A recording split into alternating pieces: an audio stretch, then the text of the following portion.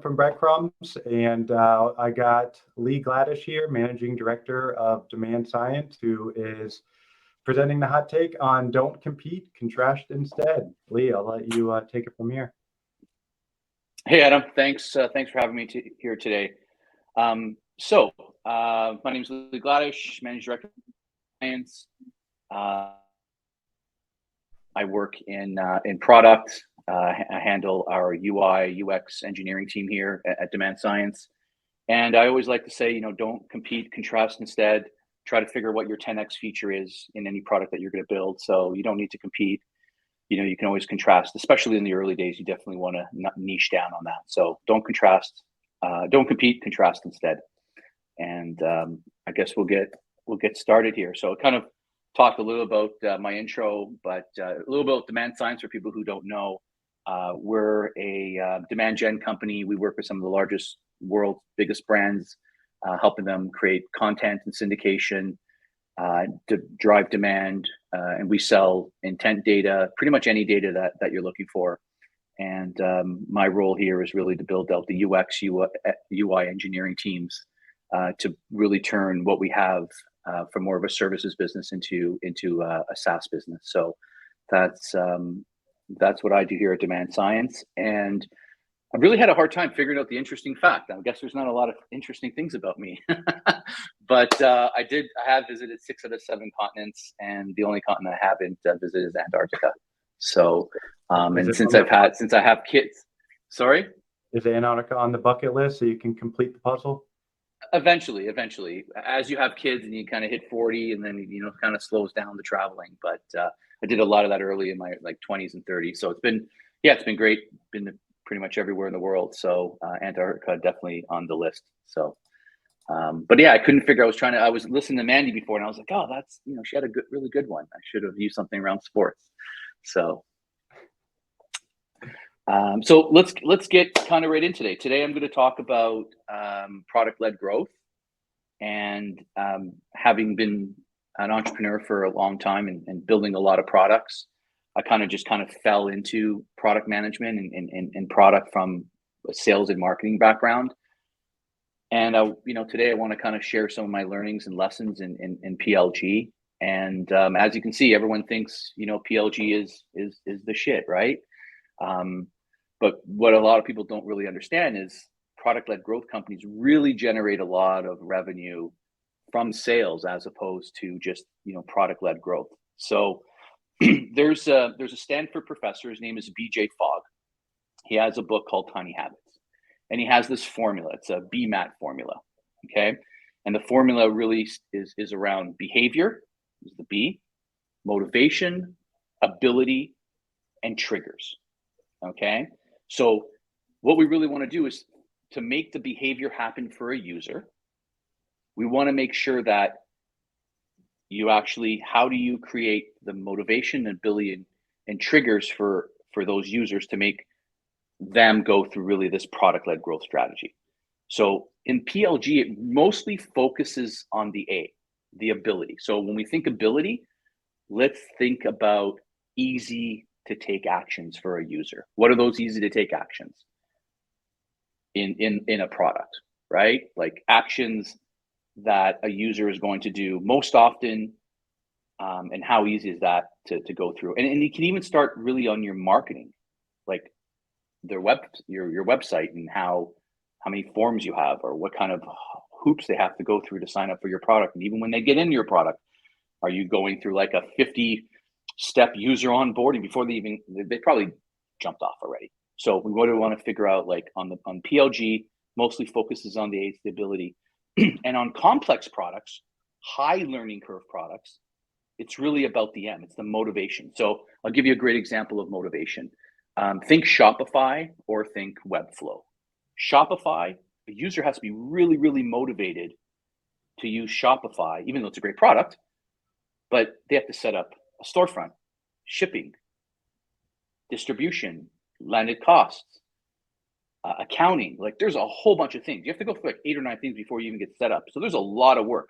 So you really need that motivation within the product to make sure that, especially on the complex side, that you need to make sure that the user You're not limiting fixed paths for the user. Essentially, you want to make sure it's really easy for them to kind of get in and get that kind of like aha moment. I'm going to go a little bit deeper into like the BMAT formula, but essentially, in short, it depends on the complexity of your product with PLG. So just so we're all on the same page, I know that everyone talks about PLG. There's companies that I advise for, they always ask me about PLG, and it really all depends. So I think some of the things that we can probably agree on are, what are the fundamentals basis of PLG? So we can all agree it's probably like low barrier to entry.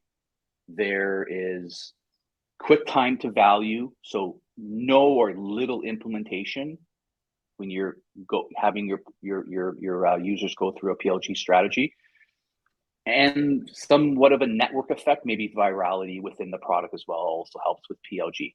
So it's like freemium, free trial, maybe a demo within that process that most of your users are going to go through. It is not slow adoption, long implementation. That is not PLG, but there are contrasts to that as well. So let's use Photoshop as a perfect example. Most people have to go through 2 to 4 years of university to learn Photoshop. A lot of people would say Photoshop is, it's PLG because, everyone will just use it, and they tell everyone else, like, if you're using this, you need Photoshop, and everyone uses Photoshop. But there's a huge learning curve, and people have to get educated to go through that. There's also a great story behind Google. So I've one of the early PMs at Google, and he was telling me a story that Google had a wizard to set up your ads early on. You would go in, you would go through the wizard, you would go through the steps, figuring out how to use and create your ads. But what happened was, as they had, tens of thousands of people go through this wizard, they realized that the users were actually spending more money on ads by using the wizard as opposed to not using the wizards, because there's certain setup and frameworks that were involved in there. So one of the things that you want to make sure is that, you don't want to artificially limit paths to onboarding, because when you limit the fixed paths, users may not get the most out of your product. So this is kind of like a hybrid in between, like a quick learning, low learning curve and a high learning curve product with Google, but you definitely don't want to limit fixed paths within your onboarding or through your product. Adam, any questions for me so far? We do have Heather mentioned if you can cite the book that you referenced. Yeah, BJ Fogg, Fogg, and it's Tiny Habits. BJ Fogg, Tiny Habits. Yeah, BJ Fogg, Tiny Habits. So going into following up from our previous slide. So the previous slide, we were really talking about Photoshop, kind of a little about Google Ads, but really like the fundamentals of PLG. PLG for me really is we want to encompass all different layers of your company. So product support onboarding, right? Your product team, but the best companies treat PLG as a marketing cost. So it's not just I slap up my website, my product seems easy, there's 3 clicks and you're ready to go. Well, when you look at the support and the marketing companies that come into PLG, here's some great examples of that. So like Airtable, huge amounts of templates and guides that you have to go through. Miro, Photoshop, Webflow, like Webflow they actually teach you HTML because, it's complicated for some people or maybe complicated for most. But there's a lot of first-time users that have no technical knowledge how to use Webflow, but they actually have a university teach you HTML for free. Superhuman is probably the one that a lot of us know about, which really comes down to everyone's talking what a great PLG strategy Superhuman had. Superhuman was an email product. But what happened was you have to actually sign up and do a demo one-on-one with somebody and actually get vetted before you can actually even use the product. So that was really interesting. And then Shopify and Stripe, they have a huge amounts of, again, checklists and sequences you have to go through, and Stripe has a lot of deep documentation. So all PLG products, everyone and anybody knows all of these companies, but there's a lot of motivation that goes between these companies as opposed to a company where you can kind of get that aha moment within 5 minutes. You sign up and you're already ready and using it.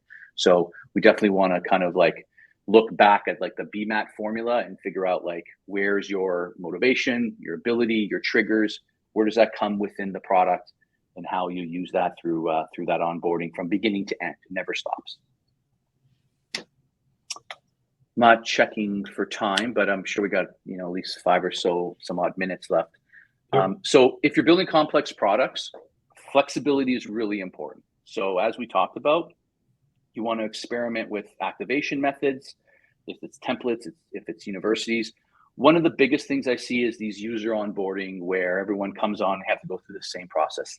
You know, you're giving one option to everybody, and that's not the best way to do it. Remember, 100% of your customers, 100% of your users, 100% of your trial customers all go through the same process. They all have to go through the website.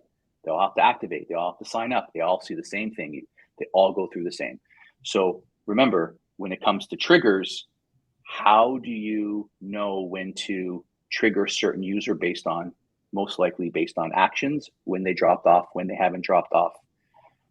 So it's a great formula, and it's easy for people to really think about as they're building out a PLG. It's a simple, just kind of framework for everybody. And then for me, coming from a sales background, when to layer in sales into PLG. So for me, sales is really about, you know, how you supplement and support your PLG strategy. So it's like more around like the experience of it. To give you an example, Shopify has, it's not so much on the sales side, but they have a VP of education just for product onboarding. One person, a team, just for product onboarding on Shopify. So that really correlates when it comes to sales, because if you have a bottom up or a top down approach, so fast adoption, bottom up is users invite other users. And for larger deals, a top down would be really much around sales, targets, decision makers. So for you in sales, I layer in PLG with sales team is once I get that first or second user, once I identify a certain size of a company, how do you get that company from 1 user, 2 users to 20 to 50 to 100 users? And it's about those identifying. So it's really about supplementing sales. And we can have a 3-hour conversation on that alone when we layer in sales into PLG. And then the biggest one is treat your product education as a marketing cost, not a support cost, because you know, your users are, you know, in that product all the time. You want to be making sure you hit them up with as much content as possible. And support's not there to create content. Marketing is great at creating content. So you know, marketing, sales, support all should be in one. But again, that's another debate for another time of you know, getting all those decision makers, you know, aligned. But I think that's almost the end of our presentation. And then the key takeaway: it really depends on the complexity of your product. So I'll leave everyone with, like, for a user to take an action, they must have motivation. It must be easy enough to do. And if that's the case, you can really layer on your triggers, and then it's just like rinse and repeat. YouTube, TikTok, Instagram, very, very easy on the B2C side, because they know when you go on YouTube, it's like, here's relevant other content that you probably like. Here's something that you missed. Here's something you only watched half an hour of. They just keep bringing you back in. It's a lot more complex in B2B, but this is a never-ending cycle. It's always about learning and kind of adapting to your customer. Number one thing that most people don't do in PLG: talk to your customers. If you're in marketing, never mind in sales, but if you're in marketing and you're in product, talk to your customers. Ask them questions. I think that's where it starts and ends, always. I feel like we definitely could have done a 3-hour one on this topic, so it's hard to condense it into a short period of time here. I think just one other takeaway, interesting, hearing that motivation piece, which is a huge factor of why people are signing up, and talking to the customer can get that, but also through in-app questionnaires or prompts or like fields that you collect on sign up or in the app, like how do you better understand the motivation? Because that is a big determinant of how fast someone's willing to go or their level of experience or timeline. Yeah, it is. Motivation is really hard. So let's face it. Let's be all honest with each other. If your product's not good, people aren't going to be motivated. If there's no need for your product, they're not going to want to use it, right? It goes back to like your total addressable market and who your competitors are and all these other things. But let's just move that out of the table. On the motivation side, you really want to make sure that it's really hard to answer, obviously. But like, let's take Shopify and Webflow for an example. Okay, it's core part of someone's job. You want to make it easy for them because motivation is tough. You want to make it easy for them to use your product, not just use your product on a daily basis, but the supplemental factors of using your product. Like, you make it really easy for them to just like take a 45-minute university program on your website, and it's a tutorial, and they walk through it, and they're like, "Wow, I know how to use this product."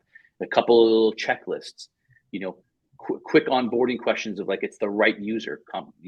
Motivation is really hard when you're selling it to the wrong user as well. So like really understanding the user, but making it really easy for these fixed paths, so they know that they have to, like, these are the trigger points that they want to complete. So you bring in triggers back on top of help them with the motivation.